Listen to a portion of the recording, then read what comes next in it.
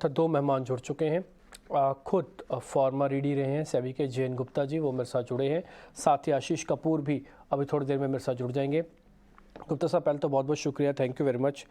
आज छुट्टी का दिन है लेकिन फिर भी हम आपको थोड़ा डिस्टर्ब कर रहे हैं, माफ़ी चाहते हैं इसके लिए। लेकिन मामला थोड़ा इम्पॉर्टेंट है और आपसे समझना बहुत ज़रूरी है, इसलिए आपसे आज हमने थोड़ा समय लिया है। गुप्ता साहब, पहले तो ये बताइएगा, कल जो सेबी ने फैसले लिए हैं इसमें से सबसे इम्पॉर्टेंट फैसला आपको क्या लगा, जिसकी मांग बहुत ज़्यादा ज़रूरी थी और इस समय उसकी रिक्वायरमेंट बहुत ज़्यादा थी, क्योंकि फैसले 10 से ज़्यादा थे। धन्यवाद। सबसे पहले तो सारे दर्शकों को रामनवमी की शुभकामनाएं। और आप भी छुट्टी के दिन काम कर रहे हैं तो हमें भी काम करने में कोई हर्ज नहीं है। जी जी। और ये जो आपने सवाल पूछा कि सबसे अहम फैसला कौन सा, सबसे इम्पोर्टेंट फैसला कौन सा है, तो देखिए मार्केट में बहुत सारे स्टेक होल्डर हैं, तो हर एक स्टेक होल्डर को अपने हिसाब से फैसला लगता है।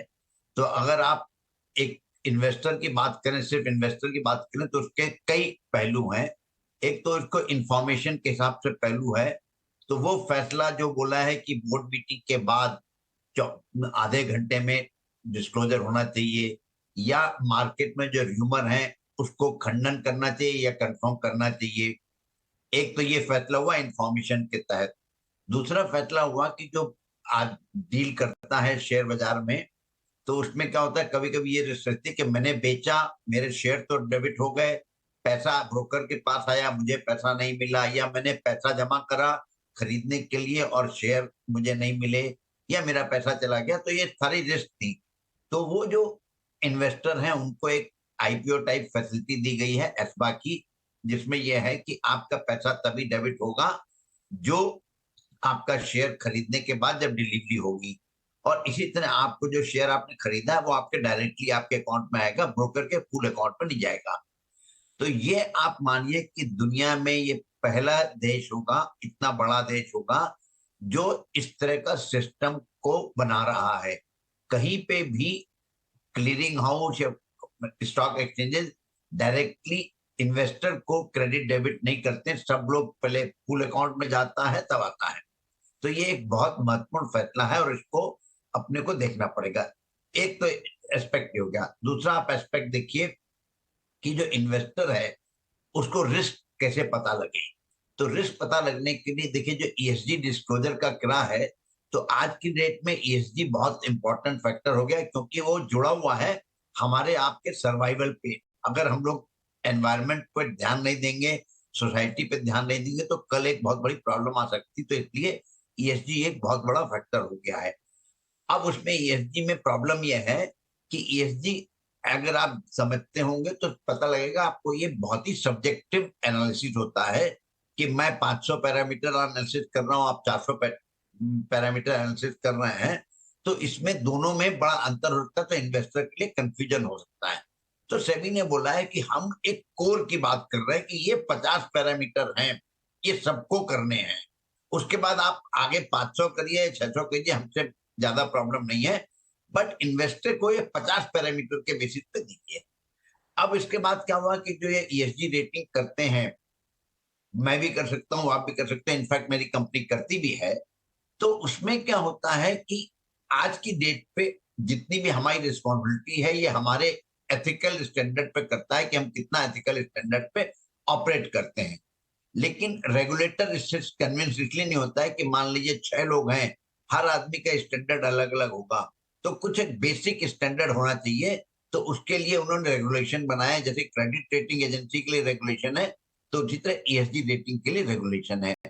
तो ये बहुत सारी चीजें जो करी हैं सेबी ने। और ये एक जो गवर्नेंस के ऊपर एक बहुत इंपॉर्टेंट आया है कि कोई भी परमानेंट डायरेक्टर नहीं हो सकता है, क्योंकि कभी कभी केस ऐसा आता था कि 1960 में कोई डायरेक्टर अपॉइंट किया, 1970 में कोई डायरेक्टर अपॉइंट हुआ, और वो डायरेक्टर आज तक चल रहा है, कभी भी दोबारा शेयर होल्डर के पास नहीं गया। इसमें दो पहलू थे। एक तो ये था कि कुछ सालों में शेयर होल्डिंग पैटर्न बदल जाता है। आज मैं किसी कंपनी का शेयर होल्डर हूं, 2 साल बाद नहीं रहूंगा, हो सकता है कि 5, 10, 15% शेयर होल्डर बदल जाए। दूसरा ये होता है कि आज मैं कैपेबल हूँ, 20 साल में बाद में क्या इतना कैपेबल रहूंगा ये भी नहीं मालूम रहेगा। तो इन सब दोनों फैक्टर के लिए ये करा गया है। और तीसरा ये है कि जो मेक शिफ्ट सीईओ और सीएफओ होते थे, उस पे लगाम लगा दिए कि आपको 3 महीने के अंदर अंदर ये कर रहे हैं। तो उन्होंने बोला कि ये जो की मैनेजरियल पोजीशन है, इनको फिल करना बहुत जरूरी है। तो मैंने जहां तक कोशिश करी, जो मेरे दिमाग में थे फैसले मैंने आपको बता दिए। अगर आप कोई स्पेसिफिक सवाल पूछेंगे तो मैं उसका जवाब दे दूंगा। नहीं सर, आपका एक्सपीरियंस और आपकी जो बारीक नज़र है ना, उसने सब कुछ कवर ही कर लिया। एक्चुअली जब आप बोल रहे थे तो मैंने जितने पॉइंट्स लिख रखे थे आपसे पूछने के लिए, वो अमूमन आपने सारे कवर कर लिए। लेकिन फिर भी एक F&O वाला पॉइंट रह गया है सर, जो थोड़ी देर कुछ दिन पहले ही सेबी की जो रिपोर्ट आई थी, मैं उस पर आपसे वापस अभी लौटूंगा और थोड़ा उससे और डिटेल लूँगा कि इसमें और क्या किया जा सकता है। एज अ सेबी रेगुलेटर क्या कर सकता है कि जिसमें वादा से जुड़े हुए जोखिम को थोड़ा या तो कम करे या तो इसको थोड़ा और रेगुलराइज करे। मैं इस पर भी आपसे पूछता हूँ। आशीष कपूर भी इस बीच मेरे साथ जुड़ चुके हैं।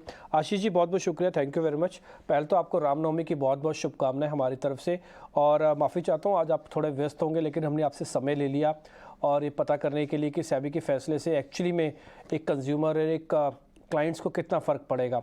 सर, आप काफ़ी क्लोजली कनेक्ट होते हैं अपने क्लाइंट से, जरा आप मेरे को बताएंगे ये जो डिस्क्लोजर नियम्स आ रहे हैं, इससे जो है मार्केट के अंदर थोड़ा स्पेकुलेशन सा रहता था, ये काफ़ी हद तक कम होता आपको लगता है? कि एक तो कंपनीज को बताना होगा एक ही दिन के अंदर अंदर कि हाँ, ये खबर जो पूछी जा रही है, जो रूमर उड़ रहा है, ये सच है कि नहीं है।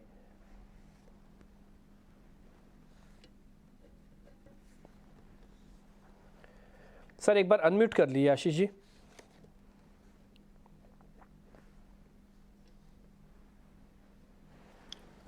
नहीं सर, अभी आपका ना आवाज़ मेरे तक नहीं आ रही है। एक बार हम कोशिश करते हैं आपको वापस से रिकनेक्ट करें। एक बार आपको सर वापस से रिकनेक्ट करते हैं और उसके बाद फिर आपसे बातचीत करते हैं। मैं गुप्ता जी से आपको वापस लौटता हूँ। गुप्ता जी, वो जो F&O वाला सवाल है ना, वायदा बाज़ार से जुड़ा हुआ, वो एक्चुअली कल हमारे रिपोर्टर ने पता किया था, तो वो मैं एक बार आपसे और पता कर लेता हूँ कि अब सेबी चेयरपर्सन भी ये कहती हैं कि देखिए वायदा बाज़ार बहुत इम्पॉर्टेंट है, लेकिन इसमें पहले पता होना चाहिए कि कितना जोखिम इससे जुड़ा हुआ है। एज अ रेगुलेटर F&O के अंदर अब बिजनेस बहुत बढ़ रहा है। एज अ रेगुलेटर क्या और कदम उठाए जा सकते हैं, या इस समय पर्याप्त कदम है इसको अच्छे से चलाने के लिए, मेंटेन करने के लिए, जबकि खुद ही सेबी की रिपोर्ट ही कहती है कि 90% ऑफ द ट्रेडर इसमें से लॉस खा के जाते हैं। देखिए, हर चीज के कई पहलू होते हैं। तो एक वायदा बाजार का सबसे बड़ा पहलू ये है कि वायदा बाजार से मार्केट में लिक्विडिटी आती है और प्राइस डिस्कवरी प्रोसेस में आसानी होती है। एक पहलू तो ये है, लेकिन दूसरा पहलू ये है जो सबके लिए चिंता का विषय है, खासतौर से रेगुलेटर के लिए, कि हमारे यहाँ जो जानकारी है, जो नॉलेज है, वो बहुत लिमिटेड है।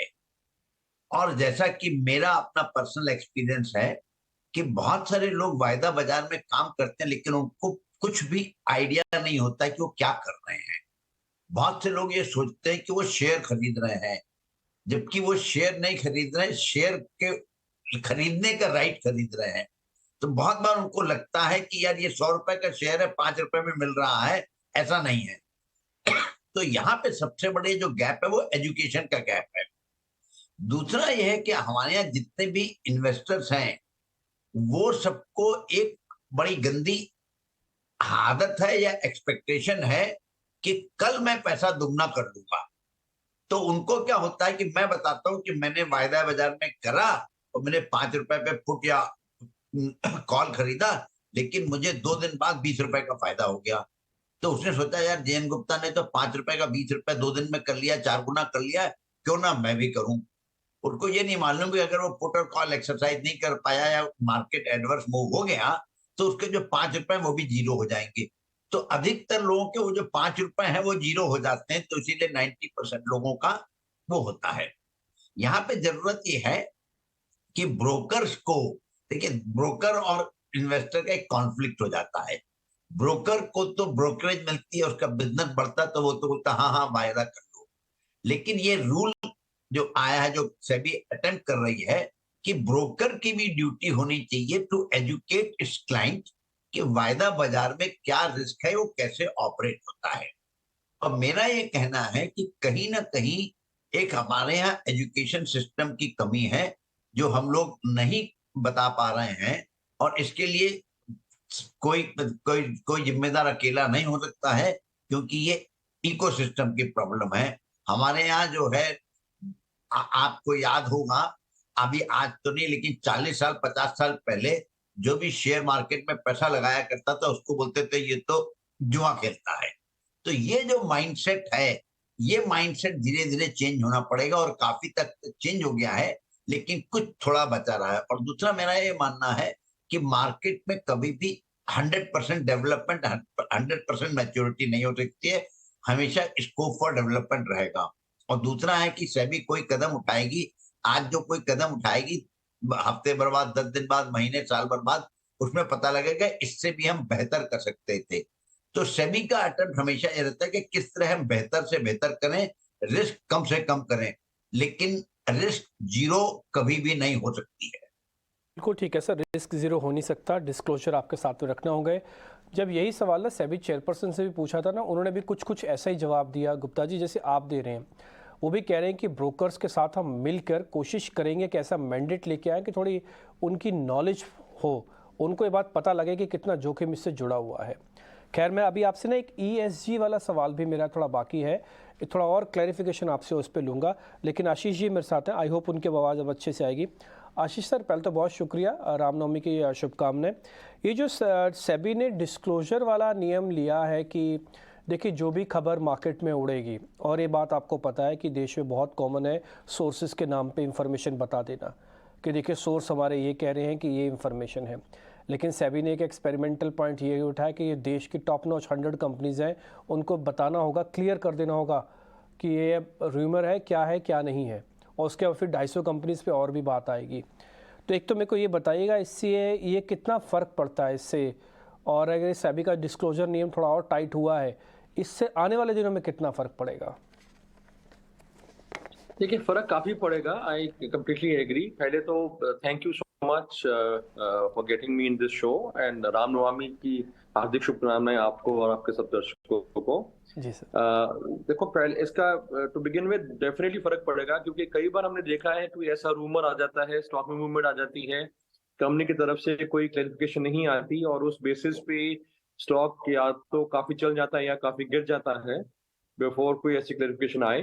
तो डेफिनेटली इट बहुत अच्छा वेलकम स्टेप है। इसमें सिर्फ एडमिनिस्ट्रेटिवली देखना पड़ेगा कि कंपनीज के लिए बहुत एक हमेशा एक अलर्ट रहना पड़ेगा, एक सेल जो कि इमीडिएटली ये चीज पकड़े जो मार्केट में आई हुई है, उसको कंसर्न डिपार्टमेंट या कंसर्न पर्सन से लेके जाए और वहां से क्लेरिफिकेशन लेके एक्सचेंज में दे within the stipulated time. तो एक एडमिनिस्ट्रेटिव ब्लॉक खर्चा बढ़ेगा और एडमिनिस्ट्रेटिव प्रोसीजर बढ़ेगा कंपनीज का। पर क्योंकि पहले सिर्फ टॉप 100 कंपनीज का हो रहा है, तो मेरे ख्याल उन इतनी बड़ी कंपनीज के लिए मेरे को नहीं लगता कोई दिक्कत होनी चाहिए एक ऐसा प्रोसीजर सेटअप करने के लिए। धीरे करके ये नीचे भी जाएगा, पर मेरे मुताबिक काफी अच्छा है, क्योंकि कई बार हमने देखा है कि इस रूमर के चढ़ते हुए स्टॉक में बहुत अननेसेसरी मूवमेंट आता है, और जिसमें काफी इन्वेस्टर फंस सकते हैं, या तो पैनिक में नीचे बेच जाते हैं या एक ग्रीड पे ऊपर ले जाते हैं। But this is a very welcome step I think in my opinion. Ashish ji, एक क्योंकि आप क्लाइंट से डील करते हैं इसलिए ये एस्बा वाला नियम सेबी ने ना ऑप्शनल रखा है। जब सेबी चेयरपर्सन अपनी बात कर रही थी ना, वो ये कह रही थी कि देखिए ब्रोकर्स के लिए भी हम ऑप्शनल करके रखते हैं कि आपको लेना है या नहीं लेना, और हम क्लाइंट्स को भी ऑप्शनल कर देते हैं कि आपको आना है कि नहीं आना, यानी कि दोनों पहले सोच समझ लो। देखिए IPO मार्केट में जब एस्बा लगा तो चीज़ें पहले से सुधरी, ये आप भी बिलीव करते होंगे, पेपर वर्क कम हो गया, चीज़ें पहले से सुधरी हैं। सेकेंडरी मार्केट में आपका एक्सपीरियंस क्या कहता है? अगर एस्बा लगता है या कोई ब्रोकर इसको फॉलो करता है, कोई खास बड़ी दिक्कत तो नहीं आएगी ना? क्योंकि तब टेक्नोलॉजी इतना ईजी हो गया है कि कोई दिक्कत आनी नहीं चाहिए। आपका व्यू क्या है सर इस पर? देखिए, डेफिनेटली ये भी एक स्टेप है जिससे कि इन्वेस्टर के जो फंड है वो उतने ही ब्लॉक होंगे जितनी उसकी जरूरत है। एडमिनिस्ट्रेटिव वाइज इसमें काफी दिक्कत आ सकती है, क्योंकि अनलाइक IPO जो कि आप एक बार कभी करते हैं या रेगुलरली भी करते हैं, तो वो एक दिस थिंग है जो रेगुलर ट्रेड कर रहे हैं इन्वेस्टर्स, उनके लिए एडमिनिस्ट्रेटिव पॉइंट ऑफ व्यू से एस्बा यूज करना बहुत मुश्किल होगा, क्योंकि हर रोज उनका जो मनी ब्लॉक है, मार्जिन जो रिक्वायरमेंट है, वो चेंज होता रहेगा।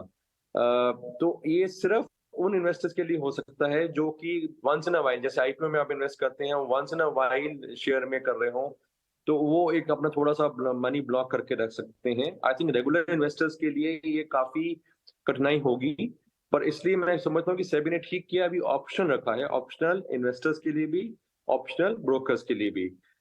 जैसे जैसे ये चलेगा हमें देखना पड़ेगा कि क्या इसमें कैसे प्रैक्टिकली कैसे हो रहा है और क्या क्या एडमिनिस्ट्रेटिव प्रॉब्लम्स आ रही हैं। तो to begin with yes, principally बिल्कुल ठीक है कि उतना ही ब्लॉक होना चाहिए इन्वेस्टर्स का पैसा जितना जरूरत हो, बट प्रैक्टिकली स्पीकिंग इसमें बहुत दिक्कतें आ सकती हैं। इसलिए मैं समझता हूँ कि सेबी ने बिल्कुल ठीक किया है कि अभी इसको ऑप्शन रखा है। अभी कुछ महीने, मेरे ख्याल 1 डेढ़ साल तक देखते हैं कैसे चलता है। उसमें जो एडमिनिस्ट्रेटिव डिफिकल्टीज होंगी उसको ईज आउट किया जा सकता है फिर बाद में, but step in the right direction. But इसमें मैं ये भी समझूंगा कि किसी एक स्टेज पे शायद ब्रोकरेज रेट्स भी बढ़ जाएं, क्योंकि एक तरह से एक थोड़ी इनकम ब्रोकर की ये भी होती थी कि उसके पास थोड़ा फ्लोट रहता था क्लाइंट्स का। अगर आप वो भी निकाल देंगे तो जिस तरह की एडमिनिस्ट्रेटिव और कंप्लायंस की जो कॉस्टिंग है, उसको नजर रखते हुए एक नेगेटिव ये हो सकता है कि कहीं ना कहीं जाके ब्रोकरेज रेट्स थोड़े इंक्रीज हो जाए इन्वेस्टर्स के लिए। तो ये सब चीजें हमें देखनी पड़ेंगी। इसलिए मैं समझता हूँ कि ऑप्शनल जो ये किया है इन्होंने बिल्कुल ठीक किया है कि अभी कुछ महीने चलने दें ऑप्शनल बेसिस पे। थोड़े बहुत केस स्टडीज आएंगी तो उसके बाद हमें तय करना पड़ेगा कि एक्चुअली राइट स्टेप है, और अगर राइट स्टेप है तो उसमें क्या क्या प्रैक्टिकल डिफिकल्टी है जिसको आउट किया जा सकता है। ठीक है, बात आपकी भी ठीक है कि एक तो ये ऑप्शनल है, ये भी ठीक है। दूसरा आप ये कह रहे हैं कि हाँ, ब्रोकरेज पे यानी कि कॉस्टिंग पे कितना फ़र्क पड़ेगा ये भी देखना होगा। और तीसरा आप ये भी कह रहे हैं कि डे टू डे एक्सरसाइज के अंदर ये कितना फिट होता है ये भी चेक करना होगा। हालांकि मेरा अपना ऐसा मानना है कि जो एस्बा का सेबी नियम लेके आ रही है, ये चेन ऑफ अ सीरीज़ होगी। आगे चल के कुछ और भी देखेंगे। हो सकता है आने वाले दिनों में जब टाइमिंग बढ़े, हो सकता है आने वाले दिनों में ग्लोबल मार्केट के साथ और सेटअप करना पड़े तो ये नियम हो सकता है। इसे खुद गुप्ता जी भी कह रहे थे कि ये one of the rarest case है, मतलब इंडियन मार्केट जो बड़ी मार्केट है उसमें नियम लागू करना अपने आप में भी एक बड़ी बात है। गुप्ता जी, एक चीज़ मेरे को आपसे पता करनी है। अब आप ESG के बारे में बात कर रहे थे। देखिए, ESG की नॉलेज अवेयरनेस ये तो है ही कम सर। इस पे ये सेबी के इस फैसले आने के बाद से पॉपुलैरिटी, ट्रेंडिंग, कंपल्शन ये कितना बढ़ सकता है ESG स्कीम्स को लेकर? म्यूचुअल फंड्स का कितना और रुझान आएगा ESG को लेकर? क्योंकि मैं आपको सच्ची बताऊं, अगर आप मेरे से आज पूछेंगे कि 5 ESG की स्कीम्स जरा आप मेरे को बता दीजिए, मेरे पास उसके नाम नहीं है सर। देखिए, मैं इसको मान रहा हूं कि ये एक इंटरमीडिएट और रादर बिगिनिंग स्टेप है। In the long run, every investment of every mutual fund or insurance company or any investment vehicle will have to be compliant with ESG। क्योंकि ऐसा नहीं हो सकता है कि आप 1000 शेयर में से सिर्फ 200 शेयर को या 100 शेयर को करें, और म्यूचुअल फंड का अल्टीमेटली आज से 3-4 साल बाद मार्केटिंग में क्या प्रॉब्लम रहेगी, वो बोलेंगे कि मेरा ये 5 स्कीम तो अच्छी है, बाकी 95 स्कीम अच्छी नहीं है। ऐसा तो म्यूचुअल फंड नहीं बोल पाएगा। तो इसलिए ये एक स्टार्टिंग पॉइंट है जिसमें कि ESG के बारे में सेंसिटाइज करना है सबको। लेकिन लॉन्ग रन में ये सारा चीज मर्ज हो जाएगा। सारी कंपनियों को ESG कंप्लायंट होना पड़ेगा, सारी कंपनियों को एक मिनिमम ESG स्कोर आना पड़ेगा, सारे म्यूचुअल फंड इंश्योरेंस कंपनी को अपनी जो पॉलिसी है उसमें। आज की डेट में क्या है कि आज की डेट में सबको जानकारी कम है, इन्वेस्टर को या कंपनी को, दोनों को जानकारी कम है। तो जितने भी ये म्यूचुअल फंड है, इंश्योरेंस कंपनी है, इनको एक लीडरशिप रोल लेना पड़ेगा और उनको आइडेंटिफाई करना पड़ेगा कि कौन सी कंपनी ESG में कमजोर है। उनको वो बताना पड़ेगा उन कंपनियों को कि आप इस कंपनी में इस चीज में कमजोर है, हम आपका इन्वेस्टमेंट हम आप तो है आज की दिन पे, लेकिन आपको साल 2 साल में ये इसमें इम्प्रूवमेंट करना पड़ेगा। अगर आप इम्प्रूव नहीं करेंगे तो हम पैसा विड्रॉ कर लेंगे। तो ये जो पूरा इकोसिस्टम है, ये इकोसिस्टम अकेले रेगुलेटर नहीं बनाएगा। ये रेगुलेटर का रोल चाहिए होगा, गवर्नमेंट का रोल चाहिए होगा, इन्वेस्टर का रोल चाहिए होगा, रिटेल इन्वेस्टर का रोल चाहिए होगा, कंपनी का चाहिए होगा। ये सब लोग मिलके एक बेटर ESG स्कोर की तरफ जाएंगे। तो ये एक first step in that direction है। उम्मीद करते हैं सर इसको लेकर थोड़ी अवेयरनेस और बढ़े और ये अच्छे से भी हो। जैसे आपने खुद से कहा कि इसमें सभी को एक पार्टी बनना होगा ताकि इसको एक सक्सेसफुल वेंचर की तरह खड़ा किया जा सके। गुप्ता साहब बहुत बहुत शुक्रिया, थैंक यू वेरी मच, आज आपने समय निकाला। फिर से आपको रामनवमी की बहुत बहुत शुभकामनाएं हमारी तरफ से, और कपूर साहब आपको भी बहुत बहुत शुभकामनाएं रामनवमी की हमारी तरफ से। आपका भी बहुत बहुत शुक्रिया, थैंक यू वेरी मच। अपना ध्यान रखिएगा, बहुत बहुत शुक्रिया, थैंक यू वेरी मच।